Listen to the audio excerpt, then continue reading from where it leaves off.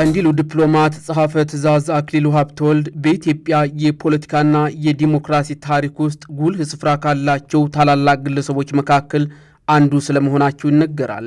መጋቢት 5 ቀን 1904 ዓ.ም በሸዋ ክፍለ ሀገር ቡልጋ ወረዳ የተወለዱት አክሊሉ የመጀመሪያ ደረጃ ትምህርታቸውን በአዲስ አበባ ዳግማዊ ምኒልክ ትምህርት ቤት አጠናቀዋል።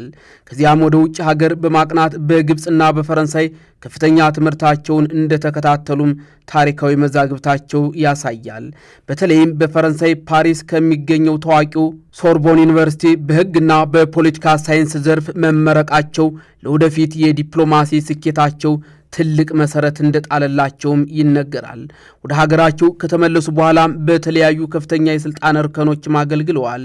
በተለይም የውጭ ጉዳይ ሚኒስተር በነበሩበት ወቅትም የኢትዮጵያን ብሔራዊ ጥቅም ለማስከበር ያደረጉት ተጋድሎም የማይረሳ ሁነት ነው። ከሁለተኛው የዓለም ጦርነት በኋላ ኤርትራ ከኢትዮጵያ ጋር እንድትቀላቀል በተባበሩት መንግስታት ድርጅት መድረክ ላይ ያቀረቡት ህጋዊና ዲፕሎማሲያዊ ክርክር እንዲሁም የኤርትራና የኢትዮጵያን ፌዴሬሽን ስምምነት በማሳካት ረገድም የነበራቸው ሚና ዘውዴ ረታ በጻፉት የኤርትራ ጉዳይ በተሰኘው መጽሐፋቸውም ሰፍሯል።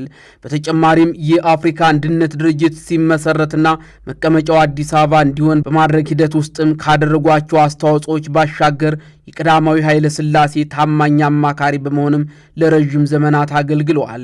ተቋም ገንቢው አክሊሉ የኢትዮጵያን የፍትህ ስርዓት በማዘመንም የፍትሐ ብሔር ህግ፣ የወንጀል ህግ፣ የንግድ ህግ፣ የባህር ህግ ወዘተ እንዲረቅቁና በተሻሻለው የኢትዮጵያ ንጉሠ ነገሥት መንግስት ህገ መንግስት ቁጥር 34ና 88 መሰረት የህግ መወሰኛና የህግ መመሪያ ምክር ቤቶች ከመከሩበትና የሚሻሻለው ተካቶ ካጸደቁት በኋላ ኢትዮጵያን የህግ ሀገር በማድረግ ረገድም ቀዳሚውን ሚና ተጫውተዋል። አክሊሉ ሀብተወልድ መጋቢት 20 ቀን 1953 ዓ.ም የኢትዮጵያ ጠቅላይ ሚኒስትር በመሆንም ተሾሙ። በዚያ የኃላፊነት ዘመናቸውም የመንግስትን መዋቅር ለማዘመንና አስተዳደራዊ ለውጦችን ለማምጣትም ጥረት አድርገዋል። ሆኖም የ1966ቱ የኢትዮጵያ አብዮት እየተጋጋለ ሲመጣና ህዝባዊ ተቃውሞ ሲበረታም ለሀገሪቱ ሰላም ሲሉም በገዛ ፈቃዳቸው ስልጣን ለመልቀቅ ወሰኑ። ይህ ውሳኔያቸው በወቅቱ በአፍሪካ የፖለቲካ ባህል ውስጥም እምብዛም የማይታይና የሚደነቅ ተግባር እንደነበርም ይነገራል። ጸሐፌ ትእዛዝ አክሊሉ ሀብተወልድ በኢትዮጵያ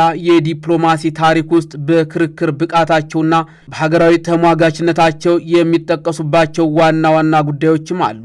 አክሊሉ ሀብተወልድ በዓለም አቀፍ መድረክ ካደረጓቸው ታላላቅ የዲፕሎማሲ ተጋድሎች ቀዳሚው ኤርትራ ወደ እናት ሀገሯ እንድትመለስ ያደረጉት ጥረት ነው።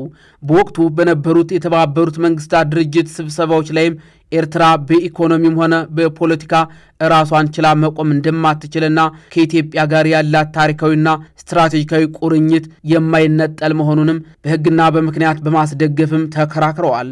በተለይም ከሁለተኛው የዓለም ጦርነት በኋላም የቀድሞ የጣሊያን ቅኝ ግዛቶች ዕጣ ፈንታ በሚወሰንበት ወቅትም የታላላቅ ሀገራትን ተጽዕኖ በመቋቋምም በ1945 ዓ.ም የፌዴሬሽን ስምምነቱ እንዲሳካ ትልቅ ሚናም ተጫውተዋል። አክሊሉ በዓለም ሀገራት ሸንጎ መድረክ ላይም ካደረጓቸው ተጽዕኖ ፈጣሪ ንግግሮች መካከልም የሚከተለው በተንቀሳቃሽ ምስልና ድምፅ ተቀርጾም ይገኛል።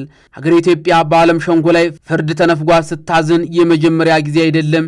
ኢትዮጵያ ያለፉት ታሪኮቿ በትክክል እንዳስረዱት ለነጻነቷና ለመብቷ በኮሎኒያሊስቶች ጣሊያን ጋር በየጊዜው ስትዋጋ ያሸነፈችው ብቻዋን ነው። የተጠቃችውን ብቻዋን ስለሆነ ሀገሬ መቼውንም ለሚደርስባት አደጋ ከማንም እርዳታ አገኛለሁ ብላ አትጠብቅም። ዛሬም ሆነ ነጻነቷን ለመጠበቅ ታሪኳንም ለማስከበር አስፈላጊውን ዝግጅት ማድረግ ያለባት እሷ ራሷ ብቻ ነችም ሲሉ ተናግረዋል። አክሊሉ በ1937 ዓ.ም በተባበሩት መንግስታት ድርጅት ምስረታ ወቅትም ኢትዮጵያን በመወከል የድርጅቱን ቻርተር የፈረሙ እርሳቸው ነበሩ። በዚህ ጉባኤ ላይ ኢትዮጵያ በፋሽስት ጣሊያን ወረራ ወቅት የደረሰባትን በደልና የዓለም መንግስታት ማህበር የፈጸመውን ክህደት በማስታወስም አዲሱ ድርጅት ለዓለም ሰላምና ለደካማ ሀገራት መብት መከበር ዋስትና እንዲሆን በጽናትም ተሟግተዋል። ይህም ኢትዮጵያ የድርጅቱ መስራችና ተሰሚነት ያላት ሀገር እንድትሆንም አስችሏታል። ከሶማሌ ጋር በነበረው የድንበር ውዝግብና በኦጋዴን ጉዳይ ላይ አክሊሉ ሀብተወልድም ያሳዩት የዲፕሎማሲ ጥንካሬ የሚታወስና የማይረሳ ነው። ኢትዮጵያ አንድም ኢንች መሬት አሳልፋ እንደማትሰጥና የሌሎች ሀገራትን የውስጥ ጉዳይ እንደማትከታተል በግልጽ በመግለጽም የሀገሪቱን ሉዓላዊነት በዲፕሎማሲያዊ መድረኮችም አስከብረዋል። በተጨማሪም ከእንግሊዝ መንግስት ጋር በነበሩ ድርድሮች የኢትዮጵያን ጥቅም ለማስጠበቅና የውጭ ኃይሎች በሀገሪቱ ላይ የነበራቸውን ተጽዕኖ ለመቀነስም ከፍተኛ ተጋድሎ አድርገዋል። ጸሐፌ ትእዛዝ አክሊሉ ሀብተወልድም ከታዋቂ ዲፕሎማትነታቸው ባሻገርም በግል ሕይወታቸውና ለሀገሪቱ ዘመናዊነት ባበረከቱት አስተዋጽኦ የሚጠቀሱ በርካታ ታሪኮችም አሏቸው። የተወለዱት ከገጠር ቤተሰብ ሲሆን አባታቸው በቡልጋ ወረዳ የቤተ ክርስቲያን ካህን ነበሩ። ከእሳቸው በተጨማሪም ወንድሞቻቸው መኮንንና አካለ ወርቅ ሀብተወልድም በንጉሱ መንግስት ውስጥም ከፍተኛ የስልጣን እርከን ላይ ደርሰው አገልግለዋል። ይህ የሀብተወልድ ቤተሰብ በወቅቱ በነበሩት ባለሀብቶችና መኳንንት ዘንድም እንደ ተቀናቃኝ የሚታዩና በንጉሱ ዘንድ ደግሞ በእውቀታቸው የሚታመኑ ቴክኖክራቶች ተደርገውም ይቆጠሩ ነበር። የትዳር ሕይወታቸውም በወቅቱ የነበረውን ማህበራዊ ተጽዕኖ የተሻገረ ነበር። በፓሪስ ቆይታቸው ኮሌት ባላድ የተባለች ፈረንሳዊት አግብተዋል። ይህ ጋብቻ በኢትዮጵያ መኳንንት ዘንድ ከፍተኛ ትችትም አስነስቶባቸውም ነበር። ሆኖም አክሊሉ ለትዳራቸውና ለፍቅራቸው ሲሉ የነበረውን ፖለቲካዊ ተጽዕኖ በጽናት ተቋቁመውታል። በስደት ዘመንም ጣሊያን ኢትዮጵያን በወረረችበት ወቅትም ፈረንሳይ ሆነው ኖብሌስ ዲ ኢትዮጵያ የተሰኘ ጋዜጣ በማዘጋጀትም የኢትዮጵያን በደል ለዓለም በማሳወቅና የነጻነት ትግሉን በዲፕሎማሲያዊ መስክ በመርዳትም ትልቅ አሻራ አሳርፈዋል። አክሊሉ ሀብተወልድ ለኢትዮጵያ ዘመናዊ መዋቅር መዘርጋትም ግንባር ቀደም ነበሩ። የኢትዮጵያ አየር መንገድ ሲመሰረትም በነበረው ድርድርና ስምምነት ውስጥም ንቁ ተሳትፎ የነበራቸው ሲሆን በ1948 ዓ.ም የተሻሻለውን ህገ መንግስት በማርቀቅ ረገድም ከፍተኛ ባለሙያ ነበሩ።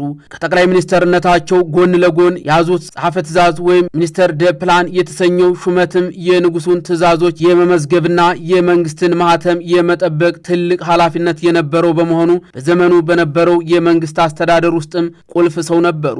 ጸሐፌ ትእዛዝ አክሊሉ ሀብተወልድም በደርግ እስር ቤት በነበሩበት ወቅትም የጻፉት የመጨረሻው የምስክርነት ቃል ወይም ደግሞ የታሪክ ማስታወሻ በሀገሪቱ የፖለቲካ ታሪክ ውስጥም ትልቅ ቦታ የሚሰጠው ሰነድ ሆኗል። ይህ ጽሑፍ በዋናነት ለደርግ መርማሪ ኮሚሽን የቀረበ ቢሆንም እርሳቸውና መንግስታቸው የፈጸሟቸውን ተግባራት እንዲሁም የሀገሪቱን የመጨረሻ ቀናት ውጥረት በዝርዝርም የሚያስረዳ ነው። በዚህ ቃላቸው ውስጥ አክሊሉ ሀብተወልድም በተለይ አጽንኦት የሰጡት በ1966 ዓ.ም በገዛ ፈቃዳቸው ከስልጣን ለመልቀቅ የወሰኑት ለሀገሪቱ ሰላምና ደህንነት ሲሉ እንደነበርም ነው። በወቅቱ የነበረው የሰራዊትና የህዝብ ቁጣ ደም መፋሰስ እንዳያስከትል በመስጋትም ንጉሱን የስልጣን መልቀቂያቸውን እንዲቀበሏቸው በጽናት እየጠየቁ ገልጿል። ይህ ተግባራቸው በኢትዮጵያ ታሪክ ውስጥም በሰላማዊ መንገድ ስልጣን ለመልቀቅ የተደረገ የመጀመሪያው ትልቅ ሙከራ ተደርጎም ተወስዷል። በተጨማሪም በምስክርነታቸው ላይ ስለ ኤርትራ ጉዳይ፣ ስለ ድንበር ውዝግቦችና ስለ ሀገሪቱ ኢኮኖሚ የነበራቸውን ሚናም አንጸባርቀዋል። በተለይም በኤርትራ ጉዳይ ላይ ያደረጉት ዲፕሎማሲያዊ ተጋድሎ ከሀገር ፍቅር የመነጨ እንደነበርና ምንም አይነት ክህደት እንዳልፈጸሙ በዝርዝር አስረድተዋል። ይሁን እንጂ ደርግ ይህንን ቃላቸውንና የቀረበውን ማስረጃ ከግምት ውስጥ ሳያስገባ ህዳር 14 ቀን 1967 ዓ.ም ከሌሎች 60 ባለስልጣናት ጋርም በግፍ እንዲገደሉ አድርጓል። ይህ የምስክርነት ቃል ግን ከሞታቸው በኋላ የታሪክ ማስታወሻ በሚል ርዕስ በመጽሐፍ መልክ ታትሟል። ስለ ቀዳማዊ ኃይለ ሥላሴ መንግስት ውድቀትና ስለ አክሊሉ ሀብተወልድ እውነተኛ ማንነት በሚገባ የሚገልጽ ስለመሆኑ ከኢትዮጵያ ቱሪዝም ድርጅት ያገኘሁትን መረጃ አጋራኋችሁ።